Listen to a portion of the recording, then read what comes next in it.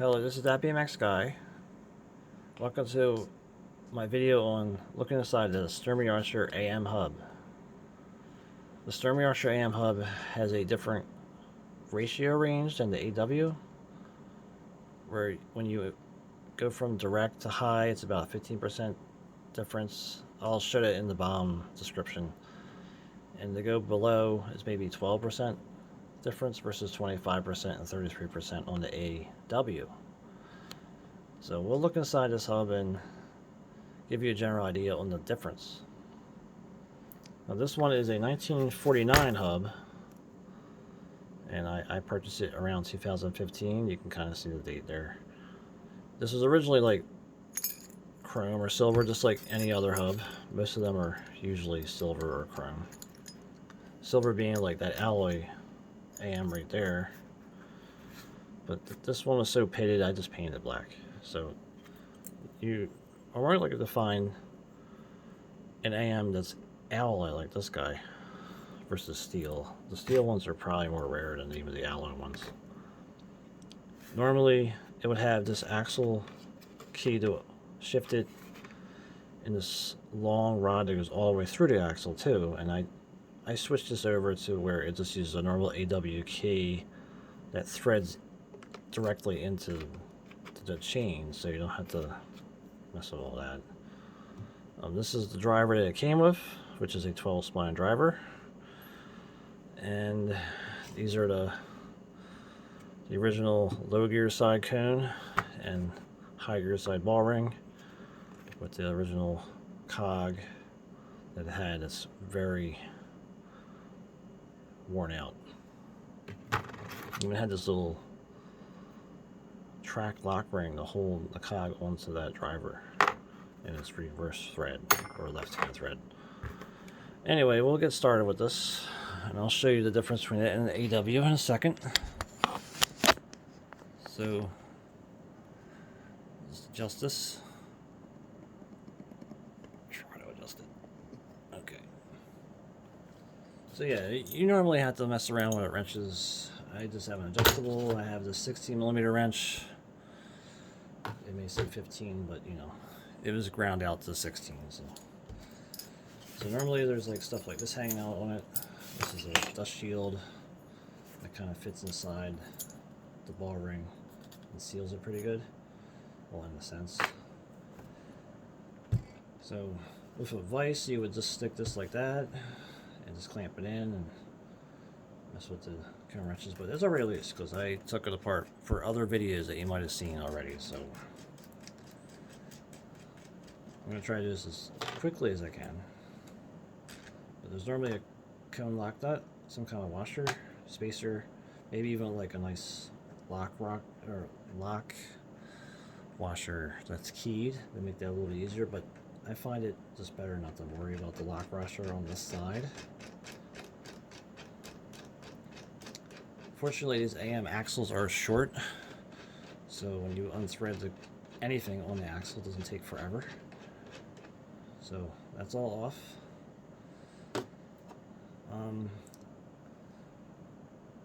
So I would normally hammer this off, but it should already be loose for me, and it comes off counterclockwise or anti-clockwise, and it should just come right out.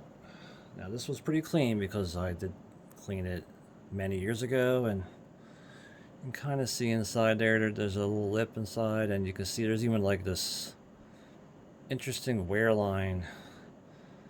Oh no, that's not the wear line, it's actually the threads. But yeah, the inside the shell is like brand new. This is outside, it was all pitted. So you got the whole internal gear mechanism where you can kind of see it has these stepped planets. I can show you a AW next to it to give you an idea on how different it looks from the AW. The height of the AW is the same, which that's what makes it easy to switch this into an AW shell versus the AM shell if you don't want to use it. Let the paws pretty much line up. The paws on the AW here are just one use pawls where once they wear out you just replace them, but these ones you can flip over, which is interesting about the AM. Every AM I have, I can flip over the pawls and use them twice. And I don't know where you get those pawls. And I'm not even sure like the normal pawls fit normally in there, like the normal AW pawls. But it's all the same height, and you can kind of see that even the gear ring is slightly smaller on the AM versus the AW. And if you look at it this way, there's only 3 gears versus 4 on the AW too. This AW is I think this is possibly the 56. I don't remember if this is the 56 or the 58. But anyway, it's already pretty free online. I didn't really have to mess with rust or anything. It was rebuilt before. There was even a video done before, so taking it apart is pretty easy. Just undo this because this is already loose. I'll just undo it. So this lock nut comes off. It's just a normal 5/8 nut on this one. You got the keyed lock washer that makes it so you can adjust it or not worry about this size adjustment. There's a spring that kind of holds this or sits underneath this in particular cone lock nut that you have to unthread. And it's a normal lefty loosey righty thread, so as you see the spring didn't want to walk out with it because there's a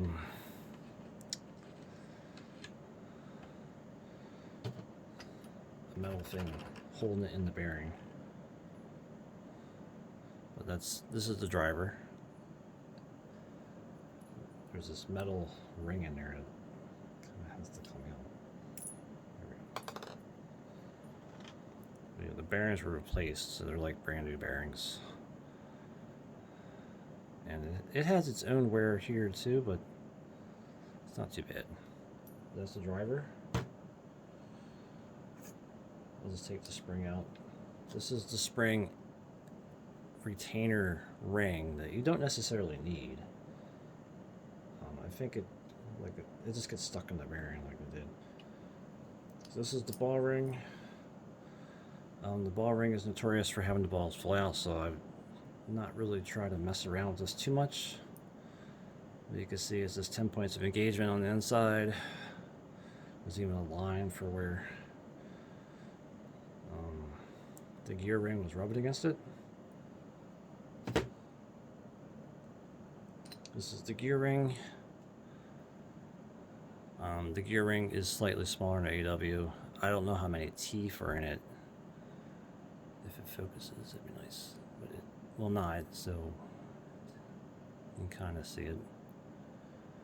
And this one actually has staggered teeth for the clutch to sit on, which is a little different from the 52. The 52 is just like the AEW where the teeth are all in line. There's just 4 teeth, put this way. When this one has 8 teeth total, or dogs, or whatever you want to call them. And that's what was interesting about this hub. It shifted really easily up or down because of that, I think. But yeah, that's the gear ring. We have the clutch, thrust washer, retainer, all in one piece that I had on here. I actually have this on the other one too, and I like it being one piece like this. I wish they were findable. I can't find this piece at all. They're always like, you know, this one piece, then you have a washer on top of it. But this is an all-in-one even spring retainer. This is the axle key that hooks to the indicator chain. You have the clutch itself. This is a brand new clutch that I put on here since the last video. So it's a brand new nickel plated clutch. I have more of these if anyone needs them. We have the hat washer that holds the key and the clutch, and it kind of acts as a bearing for both. And then we have the Planetary Cage, which is step planets. And these step planets are timed, which I'll try to show the marks. It's hard to see those marks, but there's a mark. If the camera picks it up, there's a mark right there. A mark right there. And I can't see that one with the camera, but there's a mark right there. Now, when you take it apart, those marks have to be lined up, or it will bind up a little bit. You can't just take this off, it won't come off. You actually have to, get off there. So it's tricky to get this off. I just kind of like making so only one can fall off at a time, but you just fall out, figure out which way was up or down. I kind of believe that was up, so we'll just put that here, put this next to it. There is a little bit of weight to these little steel guys. There's no bearings or nothing on them, if it would focus.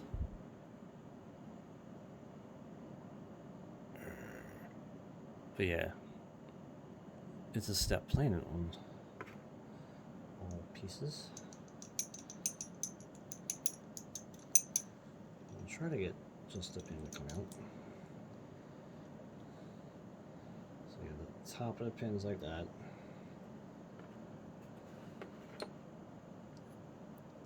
That guy. At this point, you can have your pin fall on the floor like that, so you don't even know which way it was.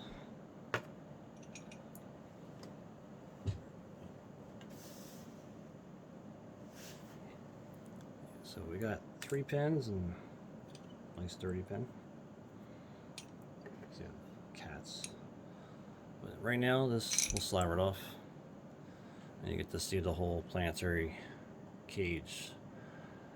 I don't want to take the pins out of the paws, but they are a 2-way paw where you can flip them over and it's like a fresh paw, because it's a racing hub, I guess, a club hub, so I guess that was the idea. And the low gear was probably beat really quickly with racing. I could see the hub kind of falling apart racing quickly, so just like everything else racing, you kind of beat the crap out of your bike. But you can see how it's pretty wore out around the inside there, because that sits on the axle right here. And it still won't focus on that guy. Come on. You're right next to the camera.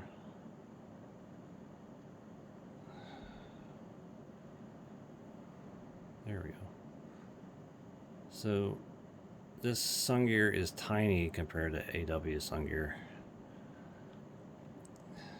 and it's part of the axle, so if this sun gear does just break on me, I'll not be able to find this axle. I think one guy in the UK had this axle on eBay a few years ago, and I was going to buy a few from him, but he wasn't really eager to ship overseas. But if I can find more of them, that'd be great. But I haven't really used the hub, so I guess it doesn't matter as much. The Planetary Cage has these little dogs, which the AW cage does not. And those dogs help get the clutch to actually sit tight in them, no matter where it sits. So the only slack you get engagement wise is just from the 10 points of engagement on these guys, which that's all there is. So the high gear always feels pretty good, but direct, you're still doing the kind of AW bounce. Even in this, like you can see how there's like 8 teeth, but you're still gonna have that much before it engages on the outside ratchet. And even on the low gear, it will still kind of do that. Now the low gear, the way it works is that when you're in low, you push it forward, it pushes the pulse up. So it goes from that, and then it will always clank after you pop out. And even like in medium, it will sort of do that too. But it's interesting how this AM has those staggered teeth and my 52 AM doesn't. So that's the interesting factor of this 1949 AM. I think the other one I kind of went close on the gears to show the, the closest of them. As far as remember where that gear was. Well, anyway, so now we gotta put the hub back together. I'm not gonna.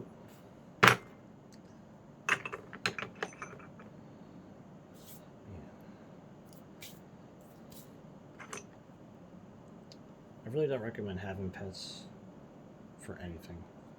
I mean, you can't get off you. Get over here. It stays on my hand. Okay. So the planetary cage got to go back on, and it'll go on pretty much the same as the AW, except you don't have the gears on it to make it a little bit easier. Now, as far as you remember where the gears went, that doesn't necessarily matter. Just make sure you have the tick mark, because there's a tick mark that you can't really focus, but it's there. It's a little easier to see in the 5-speed. As far as which way was up or down, I kind of go with the one with the grind marks on it, that kind of ground on this gear ring.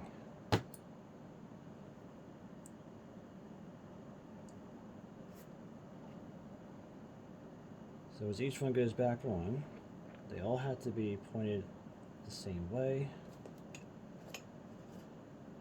Everything's slippery. Actually, I go by the point where there's like a little dimple. I face the dimple down on this one. I think the 52, I don't have those dimples.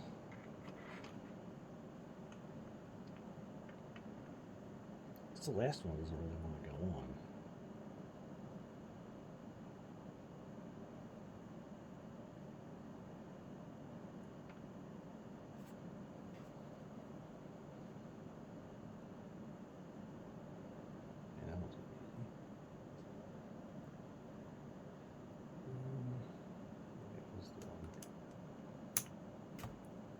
Okay,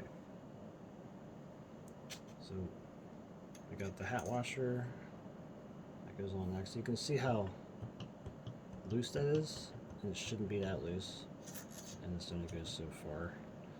That's probably why this hub feels so, I don't know, sloppy. Put the clutch on, like so. You got the axle key, and there's a flat side. See it. It's very hard to focus this camera on it. Put it right there. It has that flat edge. That flat edge has to face upward.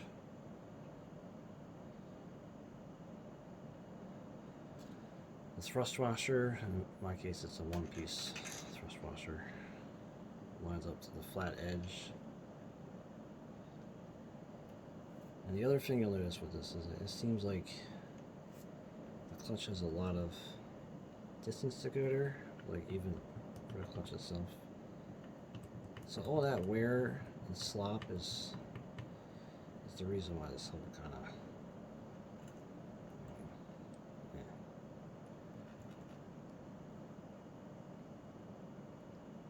Okay, so I got that on there first because it's faster. Then we got the gear ring.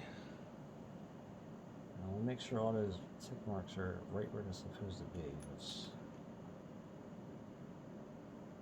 it seems like they are. I guess that's right on.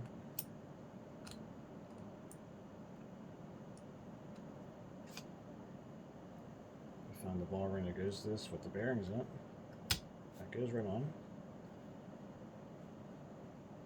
we got the clutch that will kind of launch the thing right across the room. At least we know where it went. The bearing retainer is pretty much spring loading this drive side bearing cone. Thread this bearing cone on. Hopefully everything stays together.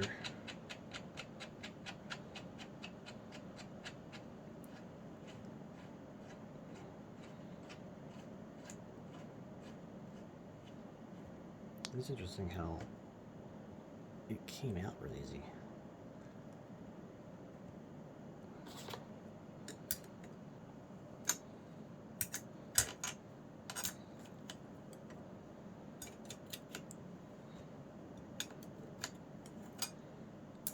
So let's get past that. So I bring the hub to finger tight. And they say you want to do a quarter turn and then maybe another quarter turn to make it pretty decent. But with this one, it's so loose that I'm just going to make it just a quarter turn because it makes it a little bit tighter on itself. Stick this lock washer on there to make that stay still. Surprisingly, everything wants to thread on pretty easily. I guess this time I'll actually tighten it. So this outside one is 15 millimeters and the inside one's 16. And yeah, with a quarter turn on this one, it's pretty free. Well, sometimes that might be too tight. But that's why they say do a half turn. So that spins fine. Everything else spins fine. Surprisingly, these guys didn't fall out. There's still plenty of oil on this thing, even though I didn't oil it. The shell, just thread on the shell. Like, I'll just get it in there. Just make sure it's popped in.